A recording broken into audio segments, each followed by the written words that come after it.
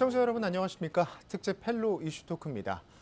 기후 변화를 넘어 기후 위기 시대란 말이 실감나는 요즘입니다. 우리는 이제 해마다 매년 반복되는 기후 재난과 마주하고 있는데요. 특히 짧은 시간에 많은 양의 비가 한꺼번에 내리는 집중호우는 갈수록 그 위력이 더 거세지고 있습니다. 오늘 헬로 이슈 토크는 집중호우의 발생 원인과 향후 전망을 집중적으로 살펴보는 시간 마련했습니다. 스튜디오에 이세진 기자 나와 있습니다. 안녕하십니까? 네, 안녕하십니까? 자, 오늘 이 집중호우에 대해서 좀 이야기를 해볼 텐데요. 이세진 기자, 먼저 집중호우의 정의와 원인에 대해서 좀 살펴보도록 하죠. 짧은 시간에 많은 비가 내릴 때 이 집중호우라고 하는데요. 집중호우에도 기준이 있는 겁니까?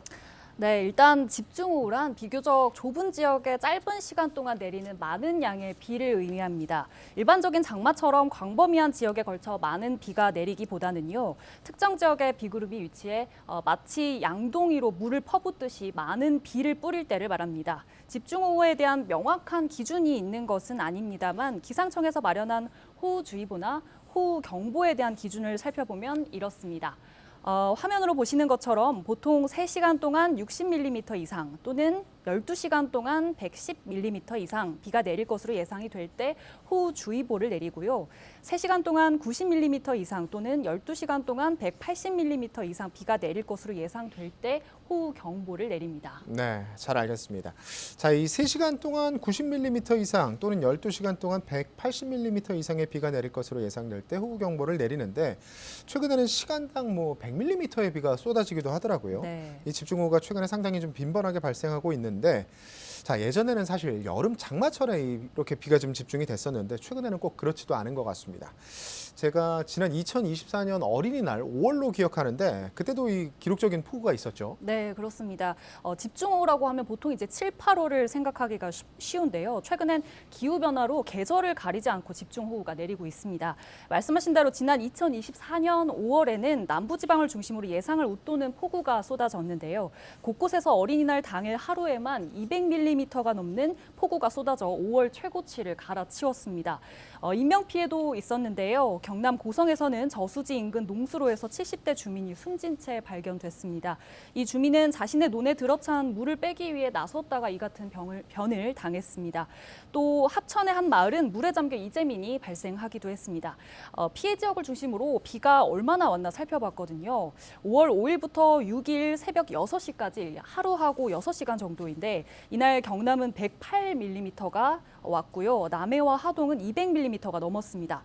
여름철 집중호우와 같은 시간당 10에서 20mm에 이르는 장대비가 내린 겁니다. 이런 현상은 다른 해에도 있었습니다. 기상청이 12개 정부부처 합동으로 발간한 2023년 이상기후 보고서를 보면요. 지난 2023년 5월에도 남부지방을 중심으로 호우가 쏟아졌었고요. 또 겨울철인 2023년 1월에도 일부 지역에 호우특보가 발효된 일이 있었습니다. 네, 그렇군요. 자, 이 여름 장마철이라 불리는 7, 8월이 아님에도 불구하고 지난 5월, 2024년 5월입니다. 2024년 5월에도 비가 왔었고 그 전에도 이런 비슷한 일이 반복되고 있는 것 같은데 비의 양도 많아지고 또 자주 온다는 이야기인데 집중호우 네. 실제로 얼마나 좀 자주 발생하고 있습니까? 넓은 지역에서 이제 오랜 시간에 걸쳐서 비가 내리던 과거 장마와는 달리 최근에는 짧은 시간 그리고 좁은 지역에 많은 비가 쏟아지는 국지성 집중호우 형태로 변화하는 추세인데요. 2000년대 들어서 시간당 30mm 이상 내리는 집중호우 빈도가 1980년대와 1990년대에 비해서 20% 이상 증가를 했습니다. 원인은 한반도 주변 해수면 온도가 상승했기 때문인 걸로 분석이 되고 있습니다. 또 특정 지역에 쏟아붓는 현상도 늘어나고 있는데요. 2025년 7월 많은 비 피해를 남긴 경남 지역 사례를 한번 보겠습니다. 나흘간 경남 산청에는 800mm에 가까운 비가 내렸는데요. 양으로 치면 장마철 한 달 내릴 비의 2배를 넘는 수치입니다. 이 지역은 당초 장마가 끝난 걸로 보였던 지역이거든요. 이례적으로 장마가 빨리 시작해 빨리 끝났다 이런 분석이 나왔었는데 그런데 이렇게 장마가 끝났는데도 대기 불안정이 커지고 또 지형적 영향이 겹치면서 기록적인 폭우가 내렸습니다. 네, 이 폭우 양상이 정말 종잡을 수 없는 상황인 것 같습니다. 장마가 빨리 끝난 일도 있었지만 너무 또 강한 폭염으로 인해서 온다던 태풍이 오지 않는 상황도 좀 있었고 오히려 이 가을에 또 기습적인 폭우가 내리던 상황도 있었잖아요. 네. 자, 이전에는 없었던 현상들인 것 같은데 역시 기후변화 원인으로 봐야 되겠죠? 네, 그렇습니다. 그렇습니다. 이 지구가 점점 뜨거워지는 지구 온난화가 기후 변화를 부추기고 있다는 건데요. 사진을 한번 볼까요? 지구 온난화 현상을 한눈에 볼 수 있도록 좀 준비를 해봤습니다. 가열화 줄무늬라는 건데요. 네, 뒤에 나오네요. 네, 여기 이 줄무늬는 특정 연도의 특정 그 연간 온도를 나타낸 겁니다. 온도가 하락할수록 진한 파란색으로 이제 표시가 되고요. 상승할수록 진한 빨간색으로 표시가 됩니다. 이걸 바탕으로 한국의 기후 변화를 좀 살펴보면요. 줄곧 파란색이다가 산업화가 시작된 1960년대부터 이제 점점 붉어지더니 1990년대와 2000년대를 거치면서 짙은 빨간색을 네, 띠게 완전 됐습니다. 빨간색이군요. 네. 네, 이렇게 한국 주변에 있는 공기 온도가 높아지면 높아질수록 수증기 함유량도 같이 높아지게 됩니다. 기온이 1도가 올라가면 수증기가 7% 늘어난다고 이제 하는데요. 지난 2023년 처음으로 지구 온난화가 집중호우에 영향을 끼친다는 사실이 공식적으로 입증이 됐습니다. 지구 온난화 이전에는 극한호우가 10년에 한 번꼴로 나타났지만 기온이 오른 지구에서는 2년에 한 번꼴로 잦아졌습니다. 평균 호우의 강도도 약 6% 정도가 늘어났습니다. 네, 자, 이 지구 온난화 이후에 매년 거의 2년 내 한 번씩 이 극한호우가 발생하고 있는 상황인데 참으로 걱정스럽습니다. 자, 이 기후 변화로 인해 집중호우의 강도도 더 세지고 있는 상황인 것 같은데 네. 앞으로 뭐 인류 생존이 힘들다 이런 이야기도 나온다고요? 네, 그렇습니다. 이게 우리나라뿐만 아니라 이제 세계가 같은 그런 상황인데요. 단순 온도 상승을 넘어서 인류 생존이 힘들 정도의 극한 기후 시대에 진입했다는 말까지도 나옵니다. 이 세계 기상 기구에 따르면요, 지난 2023년은 역대 가장 따뜻한 해였습니다. 산업화 이전 수준보다 1.45도 높은 기온을 기록했는데요. 지금 보시는 화면은 산업화 이전에 비교한 평균 기온의 편차를 연도별로 나열을 한 겁니다. 지구 온난화로 전 지구의 평균 기온이 지속적으로 증가를 하면서 시간이 흐를수록 편차가 커지고 있는 그런 양상을 확인할 수가 있습니다. 이렇게 지구가 끓어오르면서 태풍과 비의 위력도 더 거세지고 있습니다. 네, 자, 일명 뭐 끓는 지구의 시대다 뭐 이런 이야기까지 나오던데 2025년 여름입니다. 자, 수도권에서 하루 동안 뭐 폭염 뒤에 또 돌풍과 벼락을 동반한 폭우가 네. 좀 쏟아지기도 하고 해마다 이렇게 좀 예기치 못한 여름 날씨가 이어지다 보니까 우리나라가 사계절을 갖춘 날씨가 좀 특징이었는데 네. 이제는 대한민국이 동남아와 비슷한 날씨가 되는 것 아니냐 뭐 이런 이야기도 나오더라고요. 네, 저희가 이제 동남아 여행을 가면 만나는 스콜 네. 아시지요? 네. 최근 우리나라에서도 이런 스콜과 비슷한 비가 자주 내리고 있는데요. 2025년 여름 수도권 지역에서 나타난 폭우의 특성을 한번 보면 폭우 직전에 낮 기온이 35도를 웃돌 정도로 유난히 기온이 높은 날이 며칠간 지속이 됐습니다. 지면 부근에서 뜨거워진 공기가 이제 찬 공기와 만나면서 소나기성 구름이 만들어졌고 또 대기 불안정으로 벼락과 돌풍을 동반한 소나기가 내린 건데요. 동남아 날씨 같다는 말은 뭐 우스갯소리만은 아닙니다. 지난 2024년 기상청이 내놓은 여름 전망에서도 보면 한반도 남쪽에서 불어오는 바람에 고온다습한 수증기가 실려오면서 동남아처럼 후덥지근한 여름이 될 수 있다라는 예측이 있었습니다. 이 따뜻한 필리핀 해역에서 올라오는 열대 공기들이 한국으로 확장을 하면서 갈수록 더위가 심해지고 그리고 그러면서 한반도에 수증기 통로가 열려서 갈수록 국지성 호우가 발달할 수 있다는 분석입니다. 특히 비구름대가 특정 지역들에 비를 쏟아내면서 마치 동남아 스콜처럼 퍼붓는 수준이다 보니 이제는 집중호우라는 말로도 부족해 보이는데요. 네. 실제로 최근엔 집중호우의 상위격인 극한호우라는 말도 쓰고 있습니다. 네. 이 극한호우란 개념은 어떤 기준에 의해서 사용되고 있는지 제가 한번 자세히 정리해봤습니다. 네. 자, 극한호우 어떤 내용인지 함께 화면으로 살펴보겠습니다. 한편의 재난 영화 같은 이 사진 기억하십니까? 지난 2022년 여름 실시간 강남역으로 화제가 된 사진인데요. 이날 서울에는 1시간에 140mm가 넘는 비가 내렸습니다. 기록적인 폭우 뒤에 이런 말도 등장했는데요. 극한호우. 그렇다면 얼마나 많은 비가 내려야 극한호우라고 부를 수 있을까요? 동시에 두 가지 조건이 필요합니다. 1시간에 50mm 이상이면서 3시간 동안 90mm 이상 내린 비. 다만 시간당 72mm가 넘게 되면 두 조건 없이도 극한호우가 됩니다. 지난 2023년 여름 장마 때 서울에선 첫 극한호우 재난 문자가 발송되기도 했습니다. 숫자만으론 극한호우가 와닿지 않는다고요? 일반적으론 시간당 30mm만 넘어도 매우 강한 비로 분류됩니다. 3시간 동안 이 정도 비가 유지되면 호우 경보입니다. 50mm 이상이면 그야말로 양동이로 퍼붓는 수준입니다. 운전을 할 때 와이퍼를 작동해도 앞이 보이지 않죠. 극한호 기준을 넘는 80mm 이상은 피해로 이어집니다. 지난 2020년 부산역 지하차도가 잠겼을 때도 시간당 80mm 이상의 폭우가 내렸습니다. 시간당 100mm가 넘게 내리면 대규모 재해도 발생합니다. 16명의 목숨을 앗아간 서울 우면산 산사태가 대표적입니다. 극한호우는 원래 자주 볼 수 있는 현상은 아니었는데요. 최근엔 이런 현상이 잦아지고 있습니다. 여름철 저류시설 정비가 무엇보다 중요한 과제가 된 이유인데요. 도심에서는 대심도 빗물터널도 대안으로 떠오르고 있습니다. 서울 양천구 지하에 설치된 직경 10m, 4.7km 거리 이 터널은 빗물을 32만 톤까지 저장할 수 있습니다. 짧은 시간 집중적으로 쏟아진 빗물을 이곳에 모았다 하천으로 흘려보내는 원리죠. 양천구에선 이 시설이 가동된 이후 침수가 없었다고 하니 효과에도 눈길이 갑니다. 하지만 극한호우를 뛰어넘는 비가 내린다면요. 지금의 재해 대책만으로는 한계가 있다는 게 전문가들의 공통된 의견입니다. 헬로티비 뉴스 이세진입니다. 자, 이 극한호우와 관련해 이세진 기자의 브리핑 보고 왔습니다. 자, 계속해서 이야기를 좀 이어가 보죠, 이세진 기자. 자, 우리나라는 거의 해마다 집중호우에 의한 피해가 발생을 하고 있는 것 같습니다. 지난 2011년 서울에서 우면산 산사태가 있었고, 네. 또 2020년에는 부산 지하차도에서 사망 사건도 있었고, 2023년 충북 오송 지하차도 사건, 2025년 산청 산사태까지 피해 규모도 점점 커지고 있는 모습인데 네. 이 문제는 예측이 좀 쉽지 않다고요. 네, 그렇습니다. 이제 최근 언론에서 게릴라성 집중호우라는 말 들어보셨을 겁니다. 기상이변에 따른 것으로 짧은 시간에 많은 비를 뿌리고 가는 형태의 호우인데요. 이름에 걸맞게 언제, 어디서, 또 어느 때 발생하는지 정확한 분석이나 예측이 어려운 실정입니다.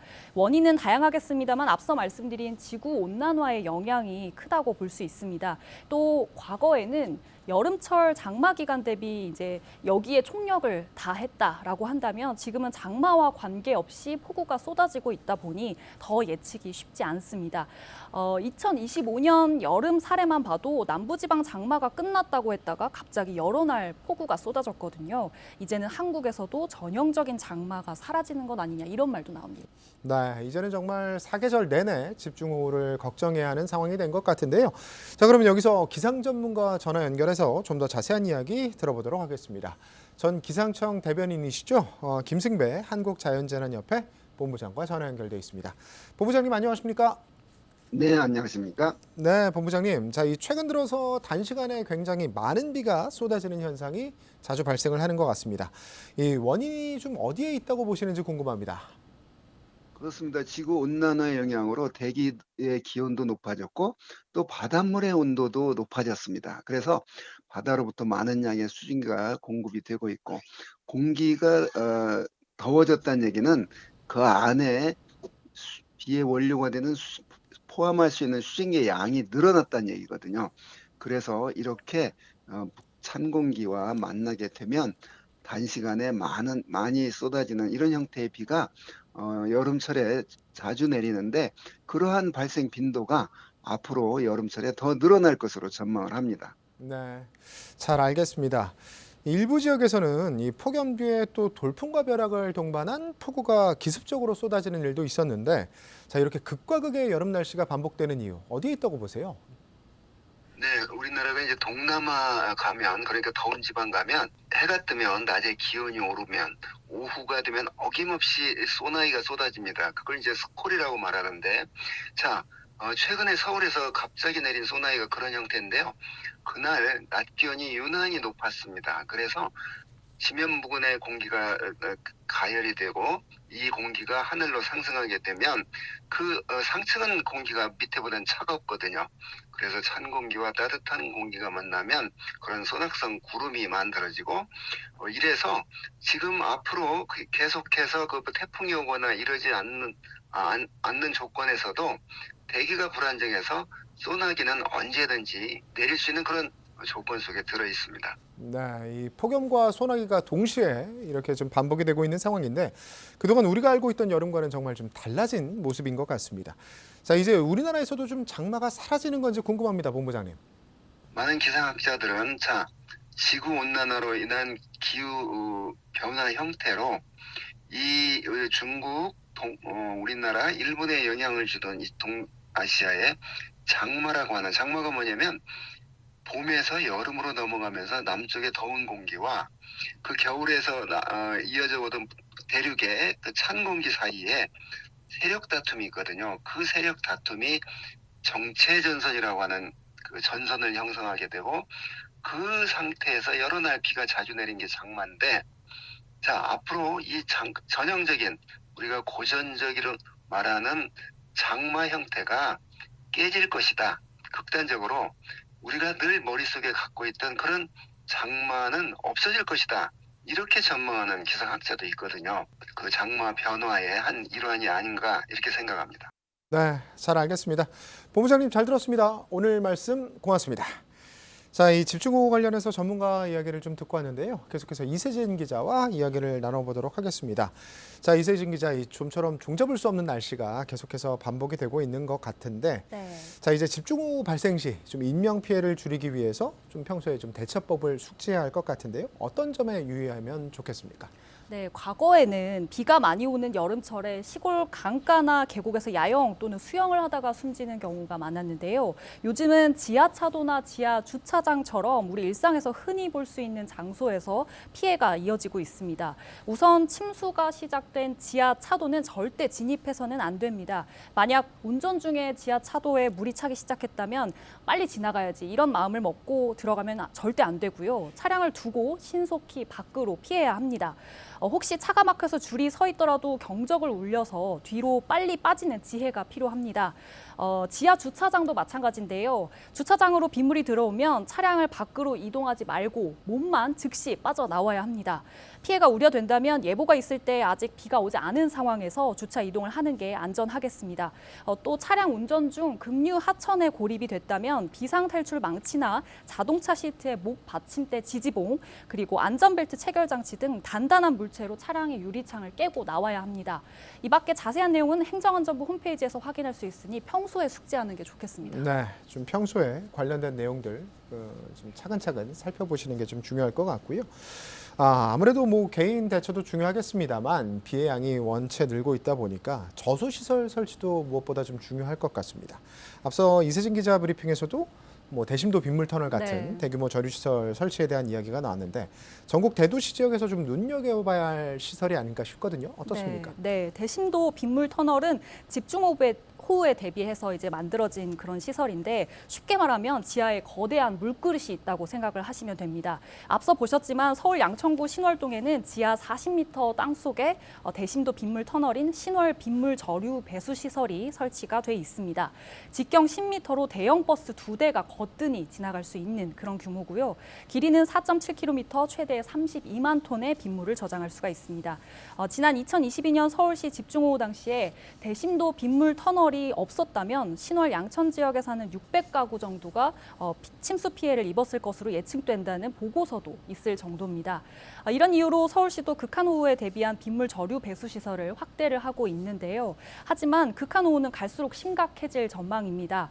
국내 한 연구팀은 오는 2095년에서 3000년 사이에는 시간당 200mm가 넘는 비가 올 수 있다는 기후 모델 그 결과를 발표하기도 했는데요. 현재 건설 계획 단계에 있는 대심도 빗물 터널의 설계 용량이 모두 시간당 100mm 수준밖에 되지 않습니다.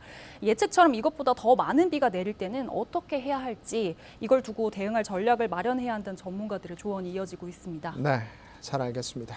뭐 극한호우 시대에 좀 걸맞는 치수시설과 방제 인프라가 필요할 것 같습니다. 이세진 기자 고맙습니다. 자, 오늘 집중호우 관련된 이야기 나눠봤습니다. 다음 시간에는 집중호우 발생 시 주요 안전 유의 사항에 대해 살펴보겠습니다. 헬로 이슈 토크 마칩니다. 시청해주신 여러분 고맙습니다.